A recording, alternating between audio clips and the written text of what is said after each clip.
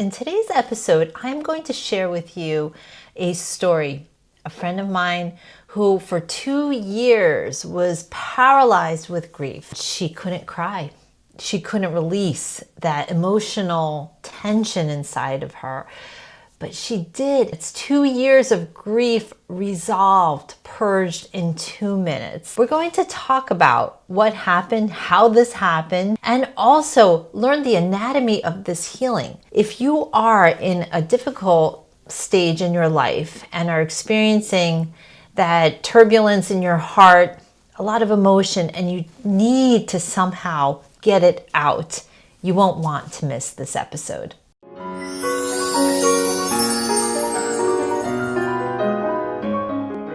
All right, so I have a friend, and one day we were coming out of the gym together, and she's an acquaintance more than like a very, very close friend. And she was telling me how her father died 2 years ago, and she wasn't able to be there with him. He was in a different country, and that she has been feeling this loss. It's been heavy on her heart for over 2 years. And as we got to talking, I just felt such a instant connection with her. And I wanted to invite her over just to have some tea and get her talking a little bit, knowing that sometimes you just need to release these feelings through talking. So she came over for tea. It was wonderful. We sat at the kitchen table. She was telling me about her life, her family. But she couldn't help but notice that I have this beautiful Steinway piano in my living room. And so she asked me, she said, "Margaret, would you play something for me?" And, I just looked at what was on my music desk. It happened to be this book, which is the Bach Well-Tempered Clavier, Book 1. And I opened to the first prelude in C major. And I said, "Would you like to hear a piece by Bach?" And she said, "I'd love to." So I started to play this piece, and I'll play it for you entirely later, but it's very well known.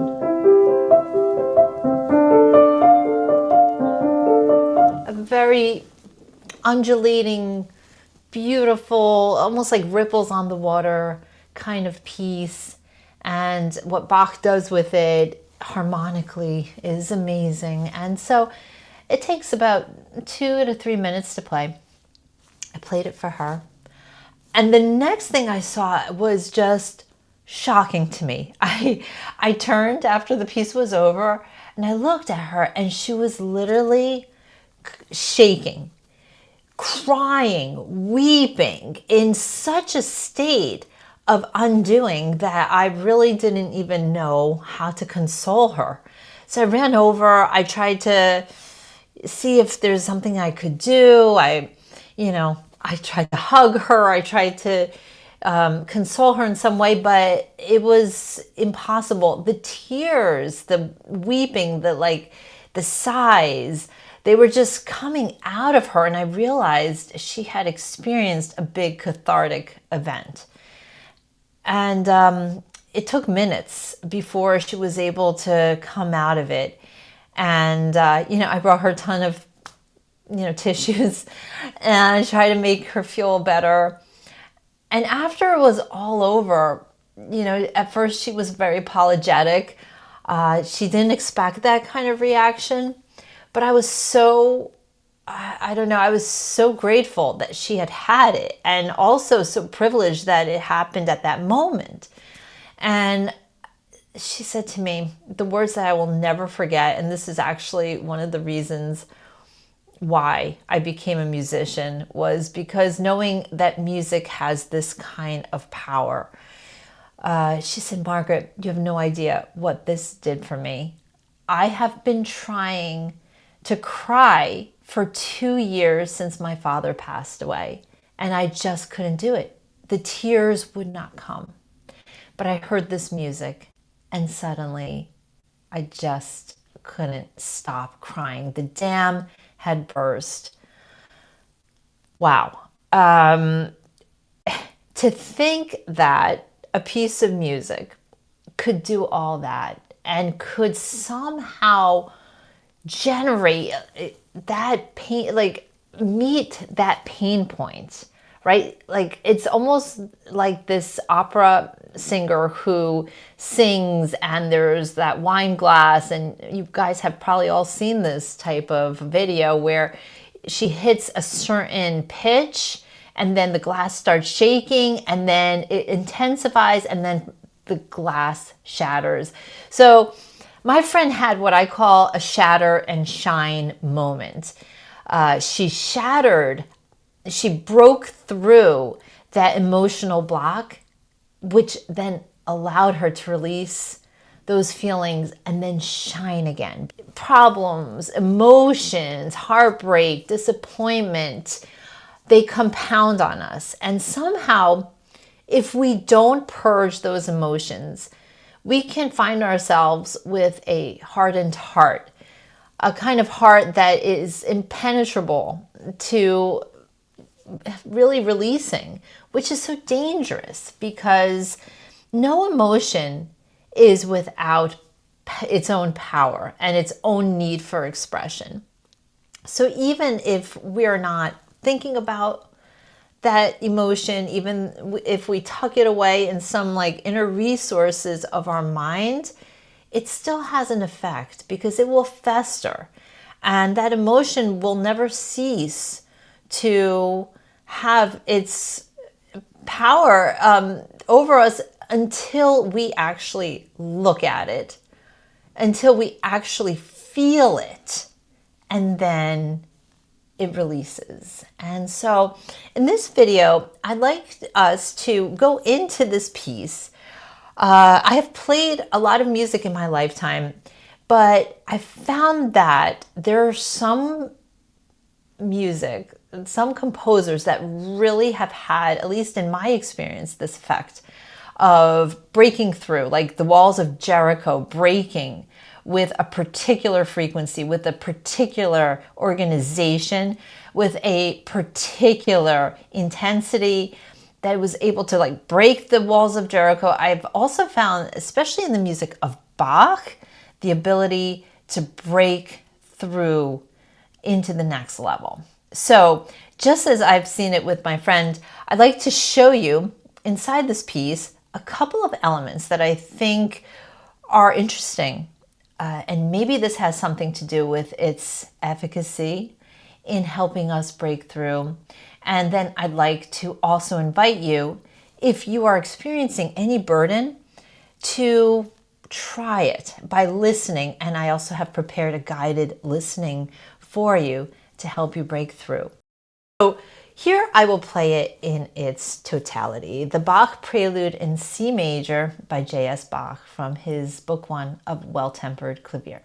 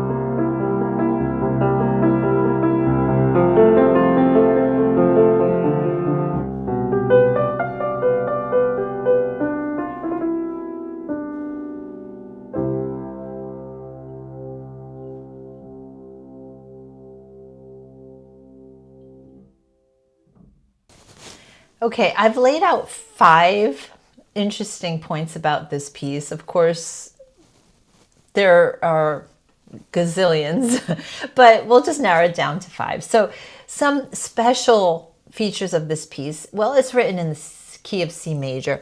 Why is that relevant? Well, the key of C major definitely has a certain mood to it, as does every key.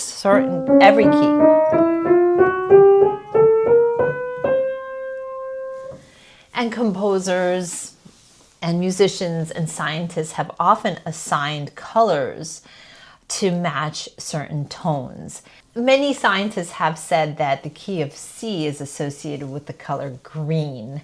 Hence, I'm wearing my hand-knit sweater in the color green to celebrate green. Green, obviously, is a powerful color of life on Earth. You know, we have all plant life, trees, grass is green. And if we look at certain Christian mystics, such as Hildegard von Bingen, she particularly spoke about something called the green vigor. She had mystical visions where the Lord would come to her in a kind of cloud and give her these downloads. Here she was, a Benedictine nun living in the 12th century, and she was cloistered, but yet she had all these incredible revelations where she was able to write books and compose incredible music.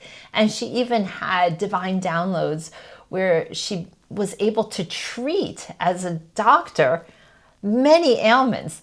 And so one thing she spoke about was the power of green, and she herself wore green all the time. So there's something about the key of C in its greenness that definitely promotes a healing state.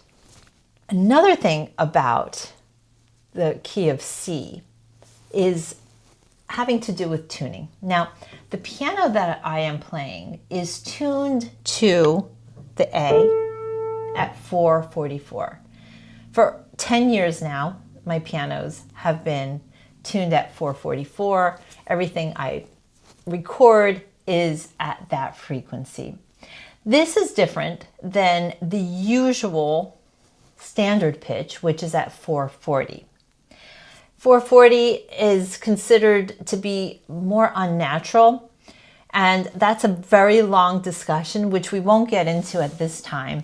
But I write about this in my book, Love Notes, which is a book about entering into the intimacy of God through the door of classical music. Classical music is an amazing entranceway to experience higher connection with God. It somehow primes the heart. You know, we've heard like priming the pump. I feel like classical music really does prime the heart to receive the word on a deep level. And just like in my friend's case, to also be able to cleanse. And music somehow knows us without us necessarily knowing it. It's almost like a mirror into our whole emotional and spiritual life. And so I write about why I tune to 444. As a result of my tuning to 444, I am able to get this note C to vibrate at 528 hertz. 528 is a very powerful healing tone. Here's a little bit about it. All right, so I am going to do an experiment right here with something called a Chaldney plate, some sand, a microphone hooked up to the Chaldney plate, and my piano, which is tuned so that my note C above middle C is at 528 hertz. All right, so what I'm going to do is turn on my Chaldney plate, and that just allows it to respond to the microphone, which, if it was powerful enough for the C at 528 to engaged with the plate, I would just leave it at that. But I have to sing that 528C in order to produce this result. So apologies, I'm not a singer, but I'll do my best. Okay, here we go. We'll take sand. We sprinkle it over the plate so it's dusted. Okay. So this powerless so close to the keyboard. All right, here we go. Hello, do I have my microphone on? I'm going to play this C, 528. I'm going to try to match it with my voice, singing it into the microphone, and let's see what sand design is produced from that note. Okay, here we go.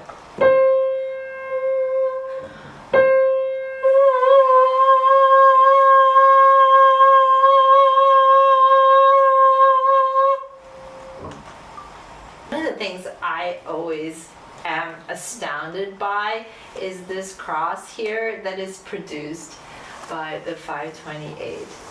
Anyway, a miraculous tone with incredible healing benefits. What we just saw was chaos, and that 528 sound brought it right into a beautiful order. Another important consideration in this music is that it is highly predictable. Bach starts this pattern, which essentially does not change for the entire piece. Again, it feels like ripples in the stream. It's beautiful predictability lends the heart waves, the brain waves, the circulation in our heart to enter into a coherence, which is extremely powerful. It's a healing state. It is where everything is in such a high level of organization inside of our body. You know, it's like when you're nervous about something, anxious, the heart is racing, you feel tightness in your throat sometimes, your mind is racing and pulsing, like the thoughts are just bombarding you. You might feel shortness of breath. This is a lack of coherence. This is where everything now has been jacked up in the body, and the sympathetic nervous system, the fight or flight response has begun. And so over time, we know how stress is so bad for us. So music helps us to enter that parasympathetic state where we can calm down, where we can rest and digest, and also where these patterns in the music, think of them as vitamins, think of them as a kind of medicine. It can actually enter us, it can scan us, it can read us, and it could cleanse and purge, which is what happened in my friend's case.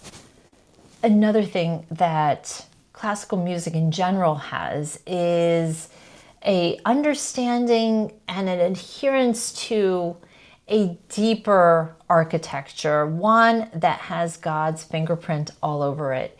And here in this piece, we have an example of the Fibonacci sequence. I'd like to read you a little bit about what is the Fibonacci sequence and how this amazing group of numbers actually influences all of life and the pattern of divine design on this planet.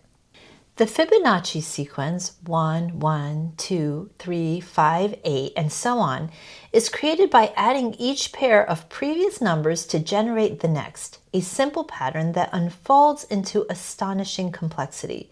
Derived from a 13th century mathematical puzzle, it appears throughout nature in spiral galaxies, seashells, pine cones, and the growth of leaves reaching towards the sun.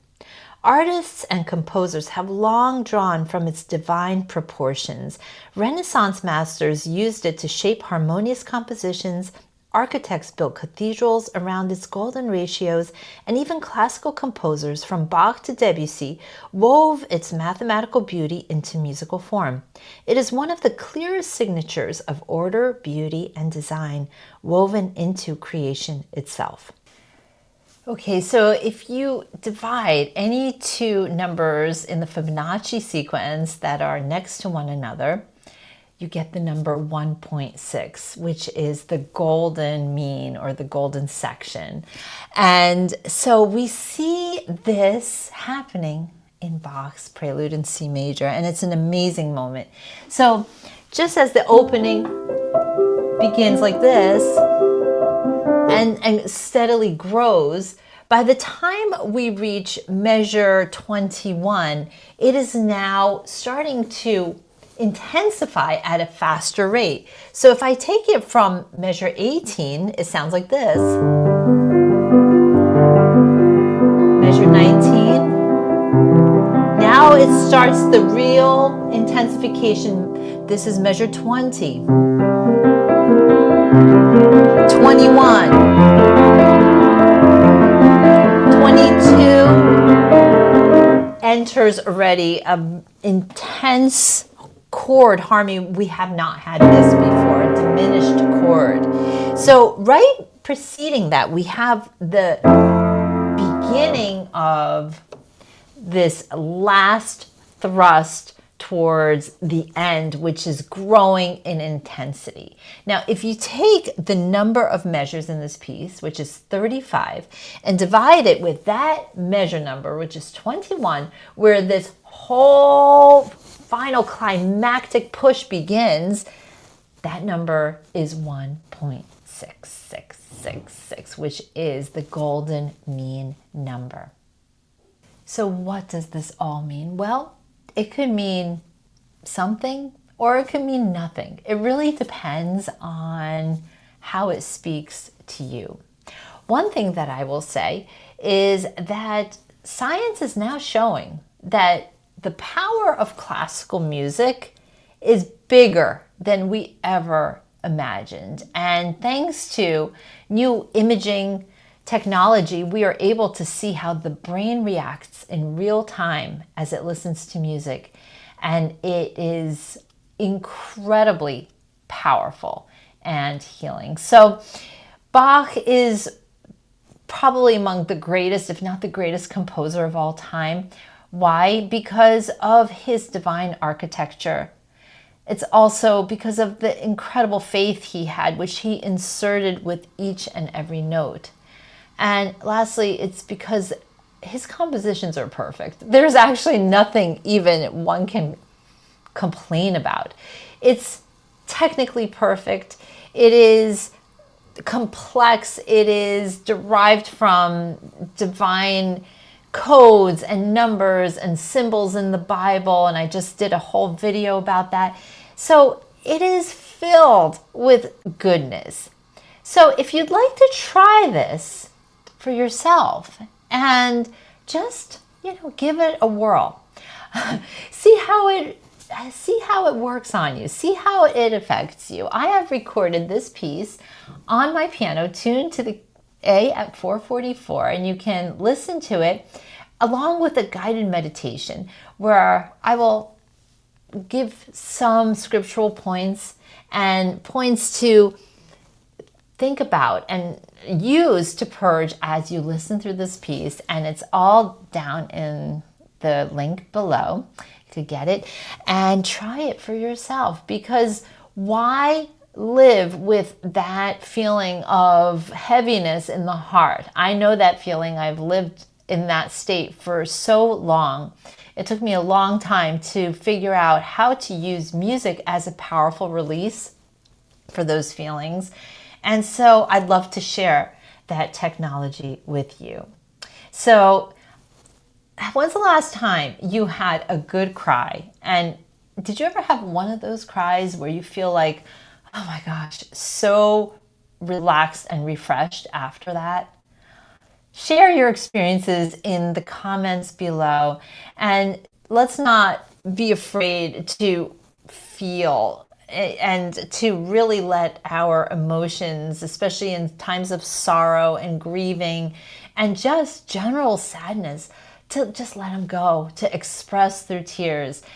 It's such a powerful way. And in the next video, I'm going to show you exactly why tears are so powerful. Have you ever seen a tear looked at under a microscope? It's going to blow your mind. What happens to us physiologically when we cry? Why did so many poets and artists feature crying and weeping and tears? Why did Jesus cry? And what does Bach say in one of his greatest works that could help us understand and really use the power of tears and the lamentation that Psalms have in our inner work to clear, to refresh, to transform, and to release any kind of areas of difficulty that we might be experiencing. So stay tuned for the next video. I thank you so much for watching. Please subscribe and like the video, and I will see you at the next one. Thanks so much.